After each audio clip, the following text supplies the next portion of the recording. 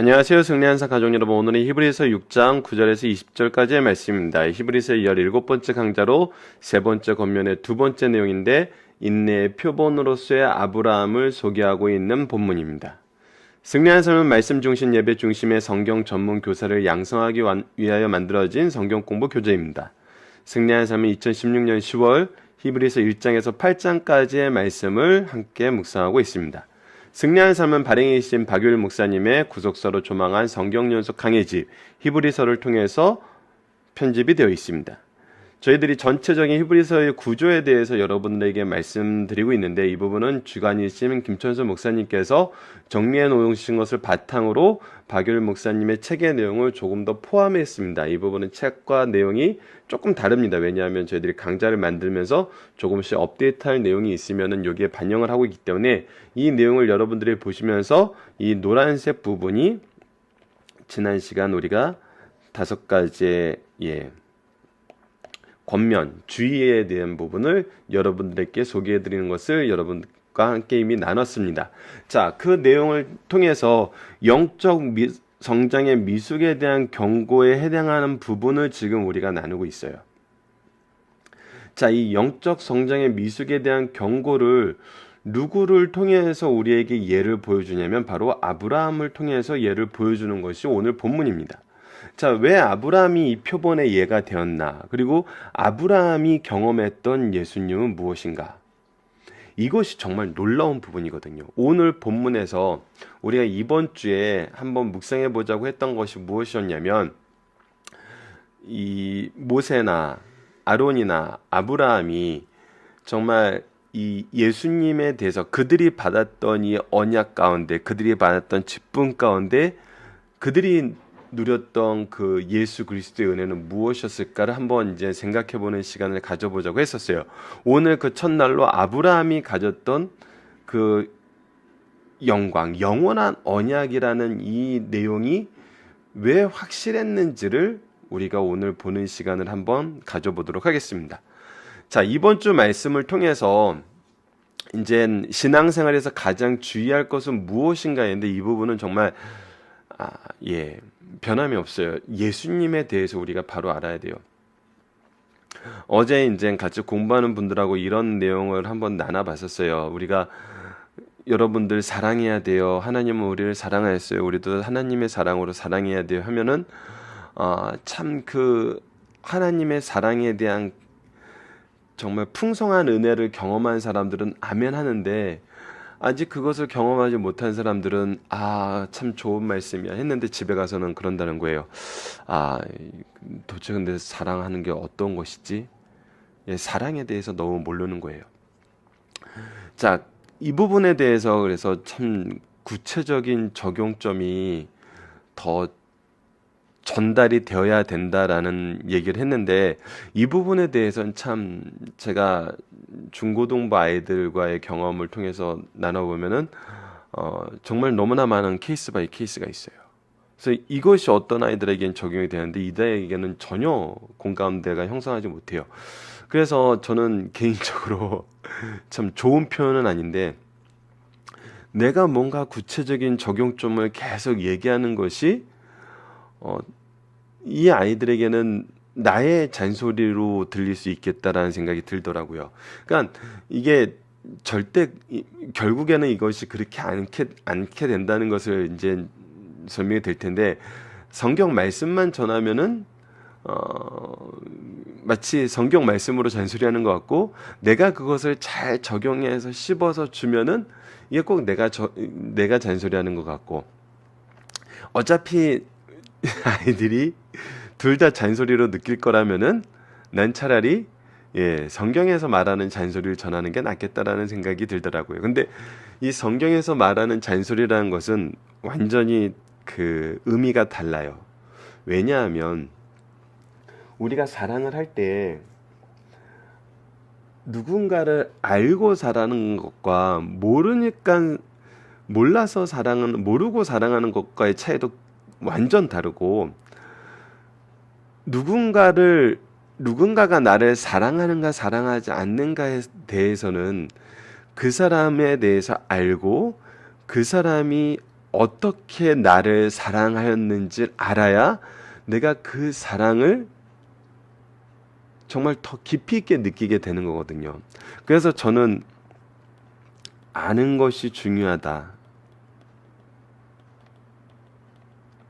이것이 굉장히 중요한 것 같아요. 그래서 우리가 예수님의 사랑에 대해서 느끼지 못하는 것, 예수님에 대해서 예수님이 우리를 위해서 어떻게 사랑하는지 모르는 이유는, 그것이 전혀 공감이 안 되는 이유는, 첫 번째 이유는 모르기 때문이다라는데 저는 되게 공감이 되더라고요. 그래서 우리가 예수님의 사랑의 적용을 막 이렇게 얘기하기보다는 우선은 예수님이 누군지를 가르쳐 줘야 되겠다. 예수님을 모르는데 어떻게 예수님이 우리를 어떻게 사랑했는지 알아요. 히브리서는 이 부분에 좀 더 탁월하게 우리에게 설명해 주고 있어요. 예수님을 통해서 이루어진 하나님의 사랑이 어떤 것인데 너희들이 이 예수님의 사랑을 버리고 과거로 돌아가냐는 거예요. 왜 이 사랑을 거부하냐는 거예요. 그 예수님의 사랑을 알면은 그렇게 되지 않는다는 거거든요. 히브리서가 우리에게 지금 가르쳐주는 중심된 계속 강조점은 그 부분에 있어요. 예수님, 예수님, 예수님. 하나님 관계에서 예수님, 세상과의 관계에서 예수님, 우리와의 관계에서 예수님. 그래서 예수님을 아는 것이 신앙생활에 가장 중요하다. 그래서 예수님을 알면은 저는 이 부분에 대해서는 또 우리가 여러 가지 부분을 다 받아들여야 돼요. 근데 저는 약간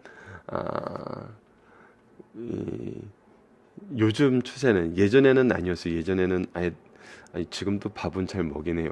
아이들 밥 먹이고 아이들하고 같이 공감하고 아이들이 정말 같이 호흡하는 거 굉장히 좋아하는데, 그렇죠. 저는 그 방식을 되게 많이 따르긴 하네요.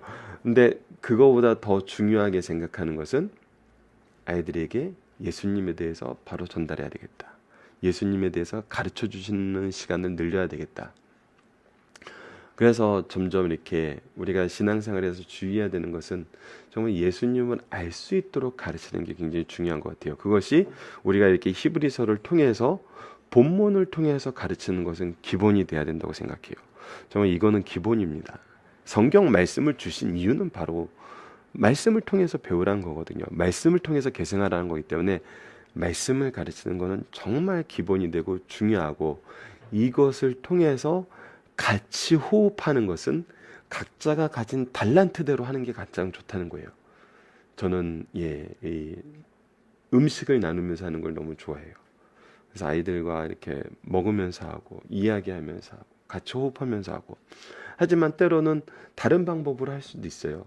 부모님마다 스타일이 다르고 선생님마다 스타일이 다르고, 그 스타일이라는 건 저는 철저하게 하나님이 주신 달란트라는 개념에서 우리가 봐야 된다고 보거든요. 하나님께서 내가 이것을 잘 전할 수 있는 달란트를 주셨다는 거예요. 그래서 이 달란트를 통해서 일하게 하신다는 거죠. 하지만 그 기본은 항상 말씀이 되어야 된다. 자, 그래서 가장 중요해야 할 것은 바로 예수님에 대한 거예요. 오늘 아브라함이 받은 맹세라는 관점에서 이 부분을 한번 보도록 할게요. 양해 말씀드릴 것은, 저희들이 중심 사상은 박열 목사님께서 본문 잡으신 9절로 20절까지의 내용으로 중심 사상을 편집을 해서 실어 들었어요. 근데 제가 이렇게 요일 나누기를 하면서 이 부분이 지금 12절까지의 부분이 좀 나눠서 볼 수 있는 여지가 있는 부분이거든요. 이게 두 부분으로 엄밀히 말하면 나눠져 있어요. 그래서 이 부분을 구조적으로 이렇게 하다가 저희들이 날짜 나누기에 제가 이 부분을 누락시켜서 지금 여러분들 승리하는 삶 교재에는, 책에는 이 9절부터 12절까지의 말씀이 빠져 있고, 본문 묵상하기가 이 부분이 지금 제가 되어 있어요. 그리고 적용하기도 물론 제가 되어 있죠. 제가 이 부분은 좀 편집에 실수를 했던 거 여러분께 사과의 말씀드리고 양해의 말씀을 구하도록 하겠습니다. 그래서 오늘 본문은 이제 크게 두 가지를 얘기를 해주고 있어요. 우리가 왜 배교의 길을 가는가? 배교의 길을 가지 않는 것이 참 좋다. 참 좋은데 이 왜 좋은지를 설명해 주는 것이 바로 9절에서 12절이에요. 그래서 이것을 지켜야 된다. 데살로니가에서 말했던 것처럼 소망의 인내를 가져야 된다. 그래서 이것을 소망을 가지고 믿음을 지켜라. 믿음을 지켜야 된다. 이 얘기를 하는데 이거에 대한 가장 좋은 예로서의 아브라함을 소개해 주고 있어요. 근데 아브라함이 그냥 아브라함을 소개해 주면 아브라함처럼 살아 이렇게 하면은 이게 제일 힘든 거거든요. 여러분들. 야, 너 왜 아빠는 어렸을 때 그렇게 안 살았거든? 저는 그런 이 얘기를 못 해요. 저는 제 아들이 제가 안사람한테 항상 얘기하지만 아들들을 키울 땐 이런 일이 발생하게 돼 있어. 내 아들이라면 이때쯤에 이런 일이 발생할 수 있어. 왜냐면 저는 너무 개구장이었어요. 저희 어머니 너무 고생하셨어요. 저희 부모님들이 참. 근데 제 아들은 착하더라고요. 그래서 제가 참 아들을 보면서 할 말이 없어요. 가끔 너 왜 그래 하면서 짜증내면 난 저거보다 더 했어. 이렇게 속으로 이렇게 얘기를 하거든요. 근데 어쨌거나 진짜 힘든 게 자녀들 입장에서 이 얘기 들을 때 이 얘기, 야, 나는 너희들처럼 안 살았어. 근데 이게 지금 청년 세대들에게도 너무나 힘든 거거든요.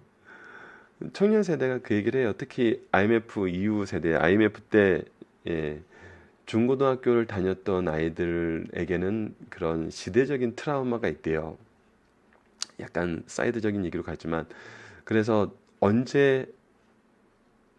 그래서 우리가 이제 뭐 정치적으로 얘기하면 386 세대와 이제 지금 현대 청년들을 보면서 우리는 정말 그것을 위해서 우리 인생을 버리면서 청춘을 바쳐가면서 투쟁했었는데 너희들은 왜 투쟁을 못했을 때 그들이 투쟁 못하는 이유가 바로 이 트라우마예요.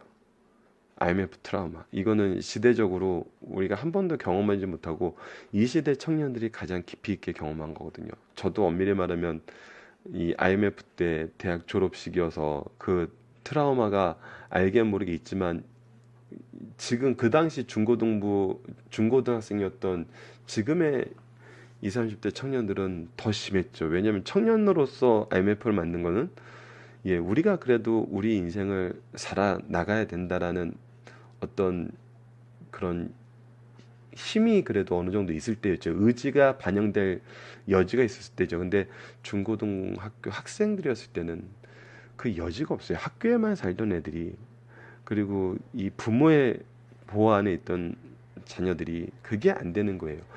그러니까 그 트라우마에 잡혀서 사회에 나가서도 항상 그 트라우마가 위기 때는 자기를 지배해 버리는 거예요.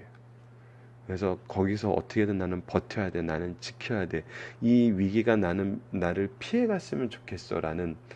그래서 현재 자기 자신을 보존하는데 더 정말 매달릴 수밖에 없는 그런 트라우마가 있거든요. 그러니까 그 당시 세대 사람들하고 지금 386 세대면 좀 저희 선배 세대고 저희들은 엄밀히 말하면 저는 이 중간에 낀 세대가 되기 때문에 그래서 양쪽을 좀 오히려 잘 이해할 수 있지 않나라는 생각도 하긴 하지만 그래서 어떤 행위적인 면에서 아브라함은 이렇게 살았어. 그러니까 너희들도 이렇게 살아. 그러면은 솔직히 이게 위로가 안 돼요.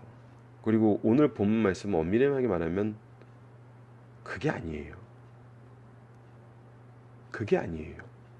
성경 말씀은 윤리적인 말씀인가 율법으로 해석되는 말씀이 아니에요.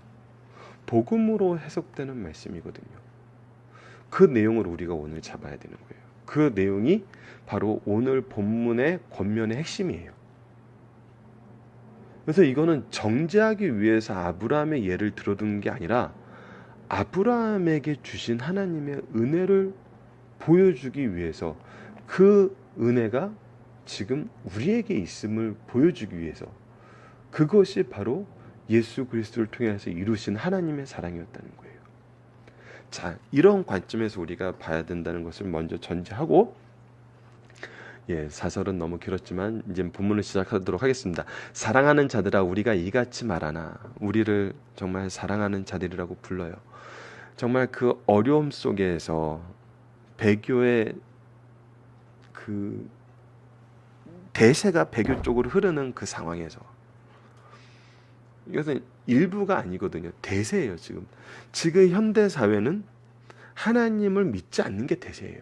신을 인정하지 않는 게 대세예요. 현 세계의 삶을 즐기는 게 대세예요. 지금 현재 우리의 자리가 보존돼야 되는 것이 대세예요.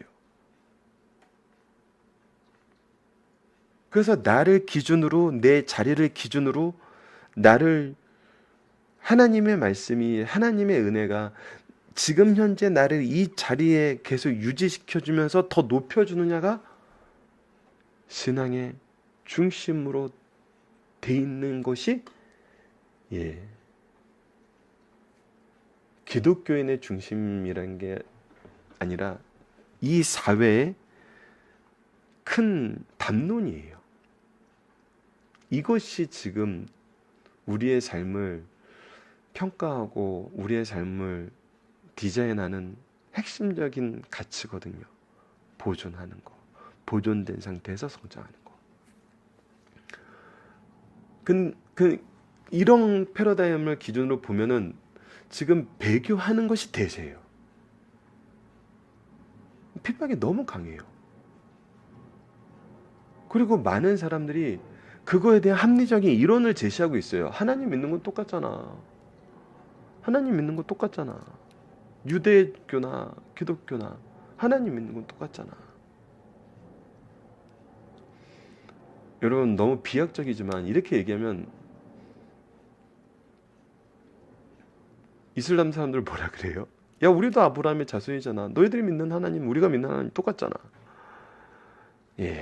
그래서 성경이 있는 거라고 여러분 우리가 같이 공유를 했는데, 그들이 말한 하나님은 우리 성경이 가르쳐주는 하나님이 아니잖아요.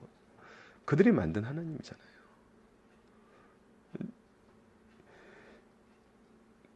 그런데 그런 사람들에게 이제 이같이 말하는 거예요. 너희에게는 이보다 더 좋은 것고 구원에 속한 것이 있음을 확신하노라. 자, 이것을 확신할 수 있는 이유를 우리가 본문에서 확인해야 돼요. 자, 구원에 속한 것이 있음을 확신한다고 하는 얘기가 과연 10절에서 12절 말씀을 우리가 완벽하게 지키고 있기 때문일까요? 즉 율법적, 윤리적인 그런 도덕적인 실천 때문일까요? 자, 봅시다. 하나님은 불의하지 아니하사. 자, 하나님은 불의하지 아니하다라는 게 우선 전제예요. 그러니까 하나님이 기준인 거예요. 너희 행위와 그의 이름을 위하여 나타난 사랑으로 이미 성도를 섬긴 것과 이제도 섬기고 있는 것을 잃어버리지 아니하시니라. 너희들이 이미 복음 안에 들어와서 그 복음의 계승을 위해서 성도들과의 교제를 통해서, 교회를 통해서 하신 일을 기억하고 계신다는 거예요. 하나님의 공의가 이것을 우선 바르게 평가하고 있다는 거예요. 우리가 간절히 원하는 것은 너희 각 사람이 동일한 부지런함을 나타내어 끝까지 소망의 풍성함에 이르러. 그러니까 지금 너희들이 처음에 보여줬던 이 좋은 모습을 계속 유지하여 끝까지 소망의 풍성함을 이루는 것이죠. 우리가 간절히 원하는 거예요. 그래서 이거에 대해서 게으르지 아니하고 믿음과 오래 참음으로 말미암아 약속들을 기업으로 받은 자들의 본받는 자가 되게 하려는 것이니라. 그래서 지금 너희들을 통해서 이 기업으로 받는 자들의 본이 되었으면 좋겠다는 거예요. 이것이 내가 정말 원한다는 거예요.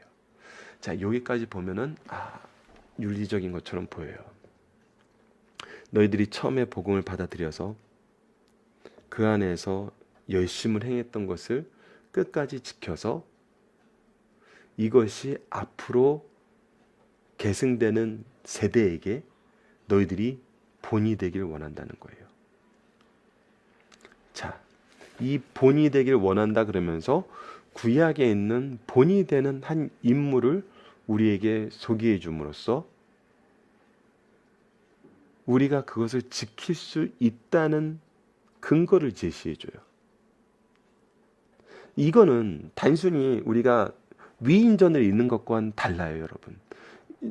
계속 오늘 이 부분의 핵심을 두지 않으면 이것이 이제 너무 이상해지는 거예요. 오히려 결국 그렇게 못한 사람을 정죄하는 근거가 돼버리는 거예요, 이 말씀이.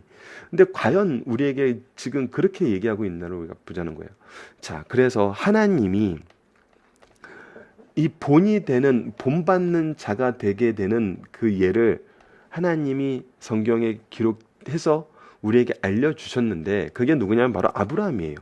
아브라함에게 약속할 때 가리켜 맹세할 자가 자기보다 큰 이가 없으므로 자기를 가리켜 맹세하여 이르시되. 자, 여러분들, 아브라함의 본을 보여주는데, 아브라함이 이 본받는 자의 본인데 지금 아브라함에 대해서 얘기하고 있어요. 하나님이 아브라함에게 하신 무엇인가에 대해서 얘기하고 있어요. 예, 하나님이 아브라함에게 약속하신 것을 맹세한 걸로 얘기를 하고 있어요. 그래서 이 13절이 굉장히 중요한 거예요. 자, 계속 봅시다. 이 아래 말씀은 아브라함이 이렇게 너희들의 본이 됐어, 이 얘기를 하는지 한번 우리가 봅시다. 이르시되 내가 반드시 너에게 복 주고 복 주며 너를 번성하게 하고 번성하게 하리라 하셨더니, 이것이 하나님께서 하신 약속이에요. 이 약속이에요. 그가 이같이 오래 참아 약속을 받았느니라. 지금 분명히 얘기해요. 오래 참아 무엇을 했다고요? 약속을 받았다고요. 내가 이 약속을 지켰다고 얘기하는 것이 아니라 받았다고 얘기했어요. 본문을 우리가 잘 보셔야 돼요. 사람들은 자기보다 더 큰 자를 가리켜 맹세하나니. 왜 자기보다 더 큰 자를 가리켜 맹세하죠? 내가 이 맹세를 지키지 않았을 때 누가 나를 심판하겠다는 거예요? 나보다 더 큰 자가 나를 심판하는 것을 내가 받겠다는 거예요. 맹세는 그들이 다투는 모든 일의 최후의 확정이니라.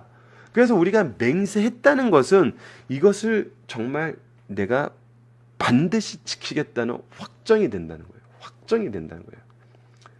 자, 하나님은 약속을 기업으로 받은 자들에게, 하나님이 약속을 기업으로 받은 자들, 바로 아브라함과 아브라함의 후손, 이 후손에는 누구까지 포함되어 바로 믿음의 후손, 우리까지 모든 말씀을 받은 자들을 얘기해요.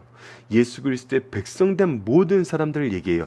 약속을 기업으로 받은 자들에게 그 뜻이 변하지 아니함을 충분히 나타내시려고 그 일을 맹세로서 보증하셨느니라. 자, 마지막까지 다 보고 이 부분에 대해서 더 정확하게 설명을 드릴게요. 하나님이 계속 맹세하셨다는 것을, 약속과 맹세의 관계를 지금 계속 보여주고 있어요. 약속과 맹세, 약속과 맹세. 이는 하나님이 거짓말할 수 없는 이 두 가지 변하지 못할 사실로 말미암아 앞에 있는 소망을 얻으려고 피난처를 찾는 우리에게 큰 안위를 받게 하려 하십니다. 자, 자꾸 하나님이 맹세를 하세요. 맹세를 하시는 이유는 뭐냐면, 하나님이 거짓말할 수 없는 두 가지 변하지 못할 사실로 말미암아 우리로 하여금 이 소망을 계속 가지게 하신다는 거예요. 그래서 우리가 이 소망을 가지고 있는 것은 영혼의 닭 같아서 튼튼하고 견고하여 휘장 안에 들어가나니, 바로 우리가 이 소망을 얻게 하려고 계속 맹세하시는데, 복주고 번성케 하라는 이 맹세를 계속 우리로 하여금 소망 중에 갖게 하시는데, 그리로 앞서가신 예수께서 멜기세덱의 반차를 따라 영원한 대제사장이 되어 우리를 위하여 들어가셨느니라. 이 소망의 맹세가 지켜주신 것을 무엇을 통해서 보여줬냐면 예수님을 통해서 보여줬다는 거예요. 자, 여러분들, 이제 이 말씀에 대한 핵심을 우리가 나눠보도록 하겠습니다. 여러분들, 분명히 10절에서 12절은 뭔가 행위적인 것을 우리에게 얘기를 해주고 있어요. 예, 지켜야 돼. 지켜서 본이 되었으면 좋겠어. 너희들이 본이 되었으면 좋겠어. 지켜야 된다. 흔들리지 마라. 다 버려. 죄에서 멀어져. 죄에서 멀어지지 않으면 너희들 이거 못 지키는 거야. 그럼 어떻게 돼? 8절에서 말했던 것처럼 너희들 심판이 나타나게 돼.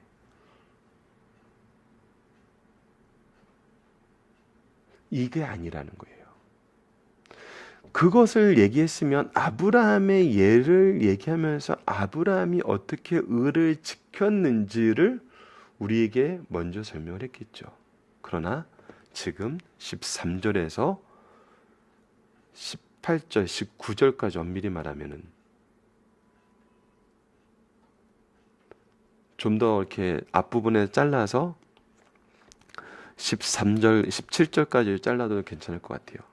보면은 뭐에 대해서 얘기하냐면 하나님이 약속하셨고 맹세하셨다는 것을 계속 반복해서 얘기를 하세요. 이것이 최후의 확정이라는 거예요. 자,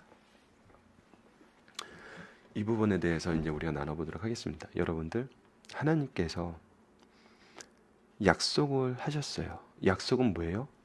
너와 나 사이의 약속이에요. 진성아, 진성인 제 이름입니다. 죄송합니다. 제 이름을 모르는 분들이 많은데, 예, 하나님이 저에게 약속하셨어요. 너 진성아, 이거 끝까지 지키면은, 끝까지 믿음 지키면은 네가 본이 되고 너는 구원을 받아. 근데 제가 못 지켰어요. 아무리 봐도 나는 이걸 지키면서 사는 삶을 산 것 같지 않아요.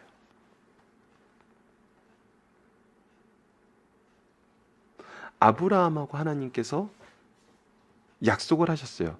너에게 복을 주고 너를 번성하게 하고 번성하게 하리라. 너의 후손들에게 이것을 계속 내가 지키겠다.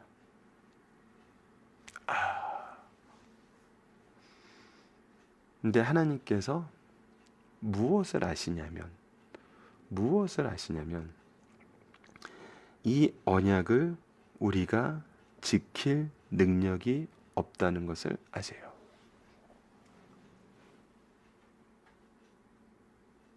그래서 우리에게 무엇을 하시냐면 이 약속의 맹세를 더하세요. 이 맹세는 뭐냐면 너희들이 이 약속을 안 지키더라도 못 지키더라도 거역하더라도 나는 이 약속을 유지할 거야. 하나님은 거짓말할 수 없는 분이고 영원하신 분이에요.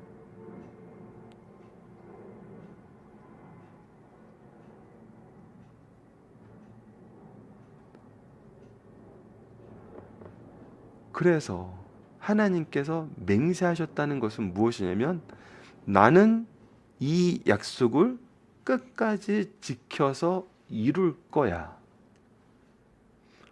너희들이 이 약속을 지키지 못해도 나는 이룰 거야. 그래서 너에게 한 약속을 반드시 지킬 거야. 바로 아브라함에게 이 맹세하신 이 내용이 무엇이었냐면 우리를 향한 구원의 약속이었다는 거예요.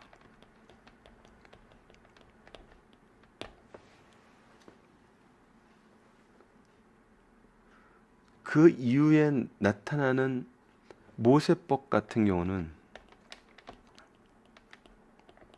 우리가 나중에 구약을 이제 박유열 목사님 강의 좀 나오면은 하나씩 차근히 이제 구약의 내용을 확인할 거지만 하나님께서 이 맹세를 지키시기 위해서 끊임없이 우리하고 약속하시는 것을 볼 수 있어요. 그 언약의 연속성과 통일성이 바로 하나님의 맹세라는 기준에서 계속 유지가 돼요. 뭐냐면 너희를 구원할 거야. 너희들을 소망 중에 있게 할 거야. 그 소망을 누가 이루세요? 바로 예수님이 이루세요.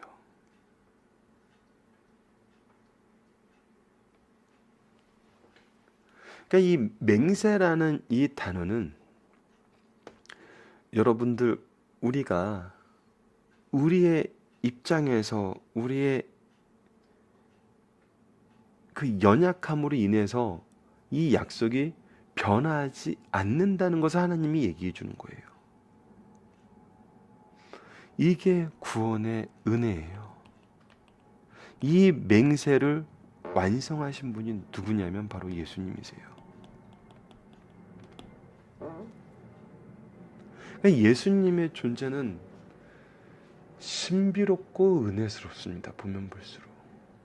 하나님의 이 맹세를 이루시면서 하나님과의 약속의 우리의 부분을 예수님께서 다 온전히 완성시키세요.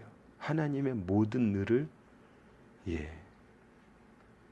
의의 요구를 이루세요. 제가 이것을 좀 불근건하게 예수님 혼자서 북치고 장구 쳤다라는 표현을 하는데, 근데 더 좀 이렇게 쉽게 다가서는 표현이 없더라고요. 이 구속은 정말, 구속사를 이루시는 방법은 오로지 예수님에 의해서 모든 것이 완성이 돼요. 이 맹세가 완성이 돼요. 즉 아브라함이 하나님의 맹세의 언약을 받았을 때 그때 얻을 그 은혜의 확신을 생각해 보세요. 나도 연약해요. 나도 이것을 잘 지키지 못했어요.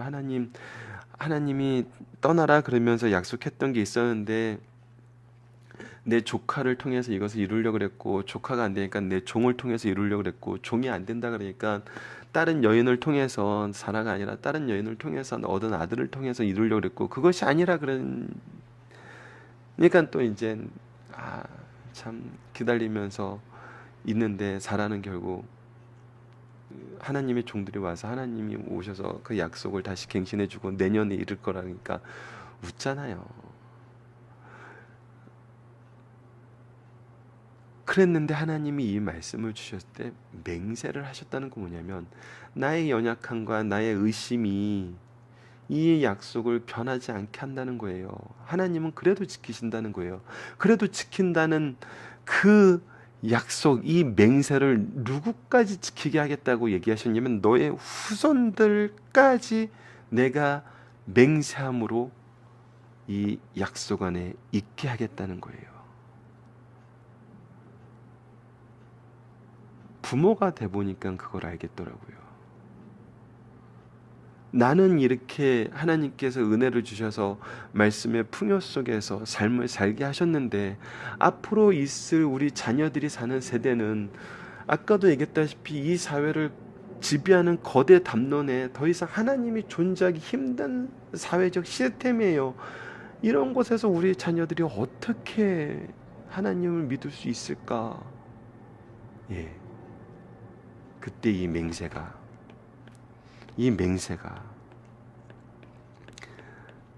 이 세상 어떤 것을 주는 것보다, 내가 이 세상에 정말 무엇을 제공해 주는 것보다, 이 맹세를 알게 하는 것보다 그 큰 선물이 없다는 거예요.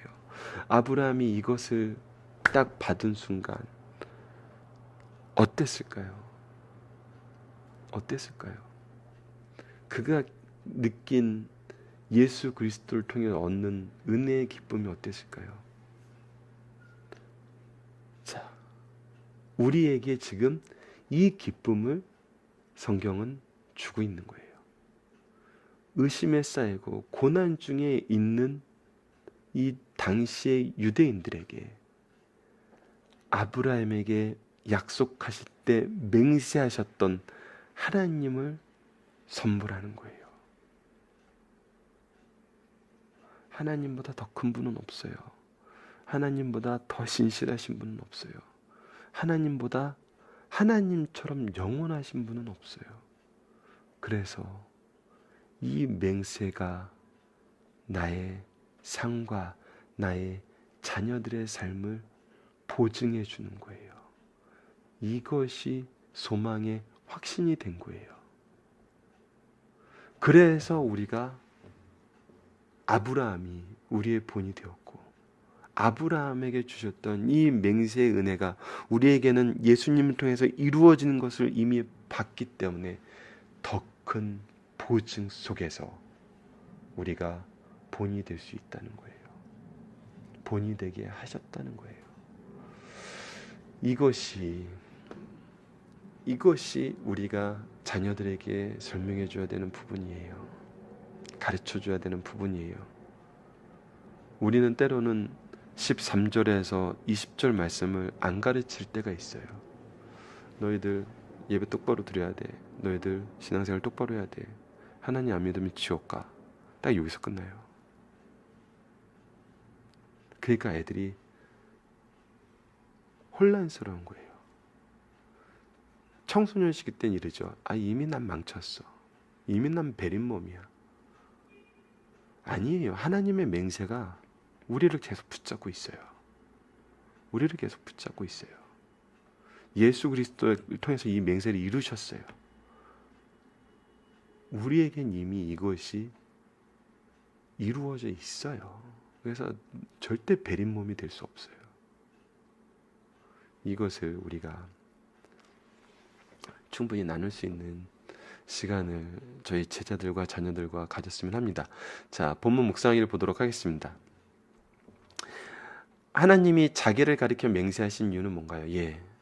맹세가 이루어지지 않으면 내가 처벌을 받겠다는 거예요. 하나님보다 큰 분이 없으므로 하나님 자신을 가리켜 맹세하셨어요. 이 영원한 언약이란 거예요. 완전한 언약이란 거예요.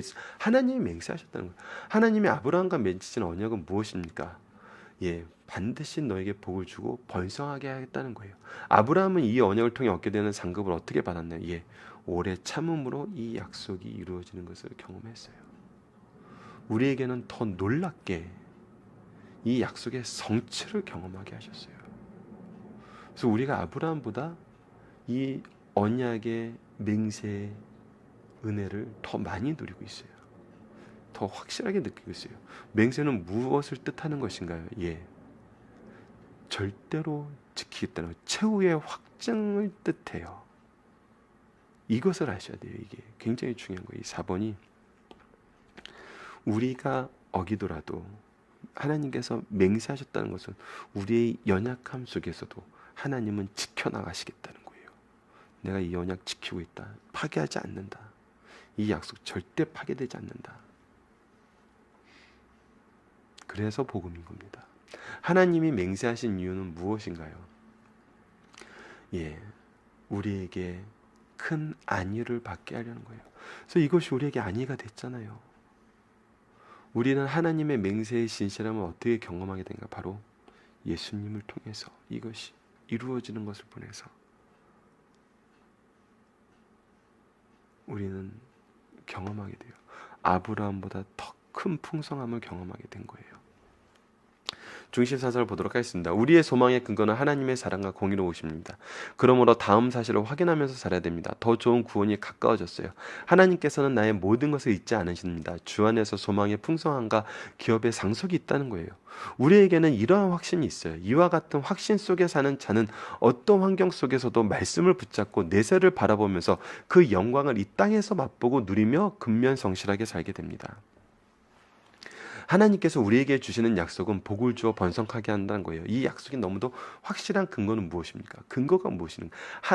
이 약속은 하나님께서 주시는 것으로 자기보다 더 큰 이가 없으므로 자기를 가리켜 맹세하셨다는 거예요. 그렇게 이 약속은 확실해요.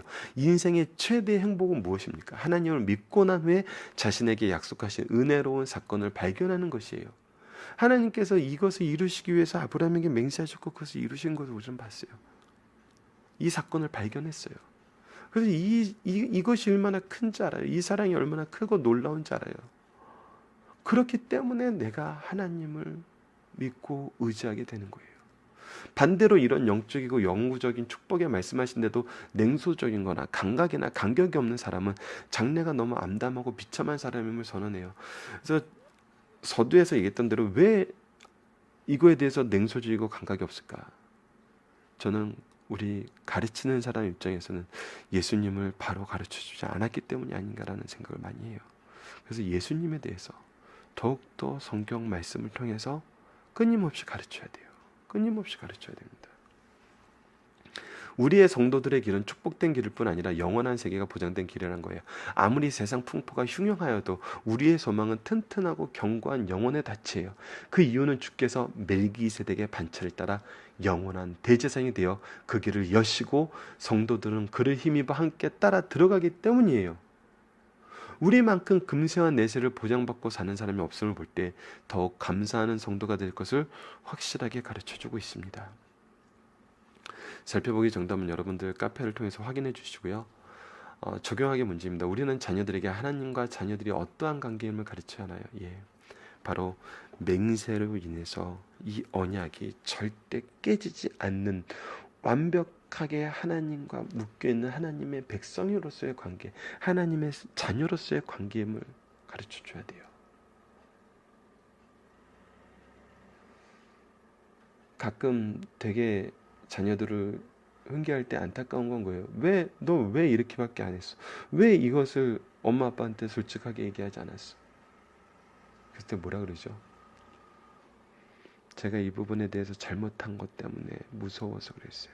그러니까 잘못한 것을 아는데 그 잘못한 것에 의한 두려움과 죄책감에 휩쓰여서 오히려 더 큰 죄를 범하게 되는 경우예요. 자녀들을 기를 때 가장 안타까운 경우예요. 부모가 용서해 줄 거라는 거예요. 부모가 그 실수를 책임져 줄 거라는 믿음이 없을 때예요. 그럴 때는 그 믿음을 주는 것이 가장 중요해요. 용서와 대속의 길을 가르쳐 주는 것이 굉장히 중요해요. 하나님은 용서와 대속의 길을 우리 부모들처럼 불완전하게 실천하고 연약하게 실천한 것이 아니라 멜기세덱의 반차를 따른 예수님을 통해서 완전하게, 온전하게, 분명하게 이루셨어요.